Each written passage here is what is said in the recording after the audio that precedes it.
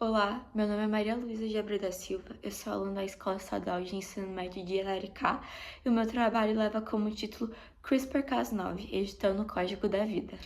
Bom, nos últimos anos a biotecnologia ela tem se expandido de forma demasiada, com ela o pavor da sociedade em relação aos seus avanços, mas assim como Antônio Moser alega, nós devemos sim declarar a importância dessa ciência, não só para que haja um avanço na biotecnologia, mas para que haja um avanço na sociedade.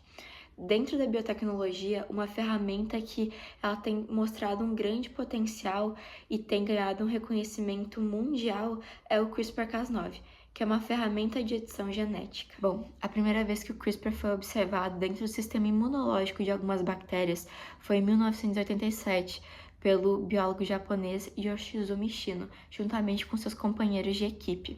Em 1993, o biólogo espanhol Francisco Mojica foi o responsável por dar o nome de CRISPR, que é uma sigla para Cluster Regularly Interspaced Short Palindromic Repeats, que traduzindo para o português significa repetições palindrômicas curtas e regularmente interespaçadas, que foi exatamente isso que os biólogos ao longo dos anos observaram dentro do CRISPR. Bom, com estudos mais aprofundados, foram descobertos 3 tipos de sistema CRISPR, e dentro do segundo sistema está localizada a enzima do Cas9, que, justamente por ser mais simples, foi escolhida e modificada para possibilitar a edição de DNAs mais complexos.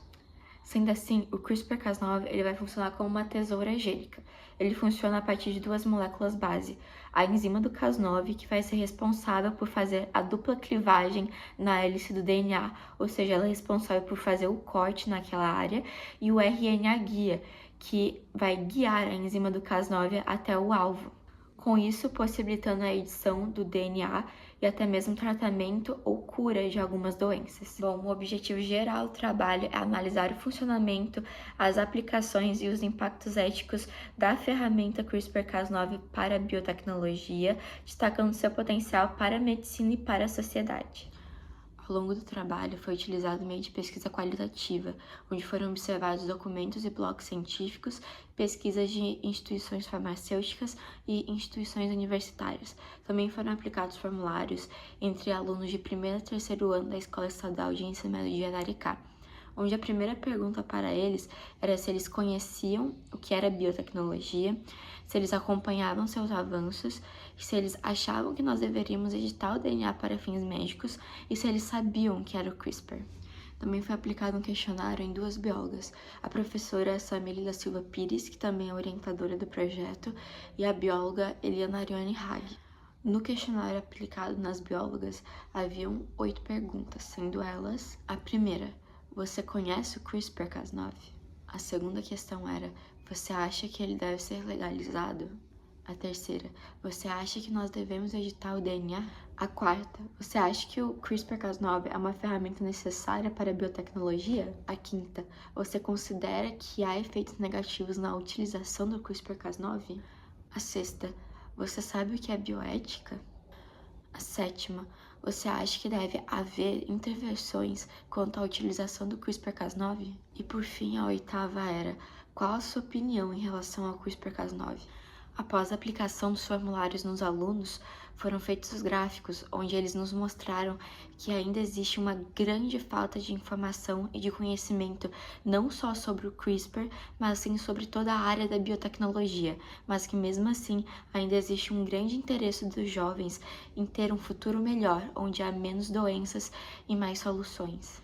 E também, após os formulários serem aplicados nas biólogas, também foram feitos gráficos que nos mostram que as duas concordam que sim, o CRISPR-Cas9 é uma ferramenta de eficácia e com grande potencial para a biotecnologia e para a medicina, mas que ainda deve-se haver muito mais estudos e ensaios clínicos que aumentem seus efeitos positivos e diminuam seus efeitos negativos.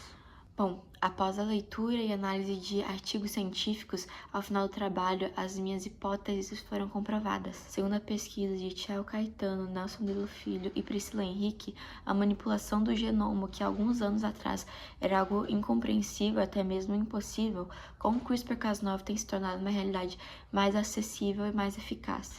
Com estudos mais aprofundados nos últimos anos, provou-se que o CRISPR-Cas9 tem possibilitado o tratamento de algumas doenças, como por exemplo a anemia falciforme, que é uma doença hereditária localizada no cromossomo 11, que afeta entre 60 a 100 mil brasileiros.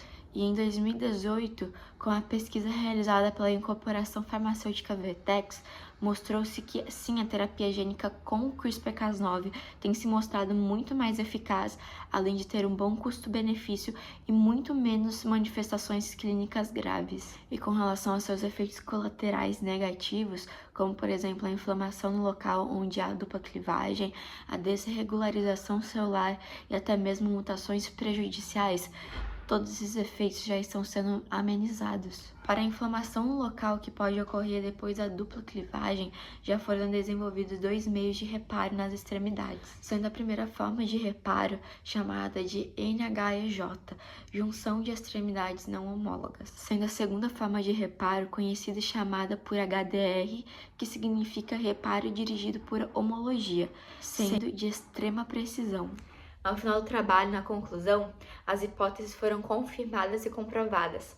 Sim, o CRISPR-Cas9 é uma ferramenta com alto potencial para edição genética. Mesmo assim, deve-se haver muito mais estudos que comprovem e aumentem cada vez mais a sua eficácia.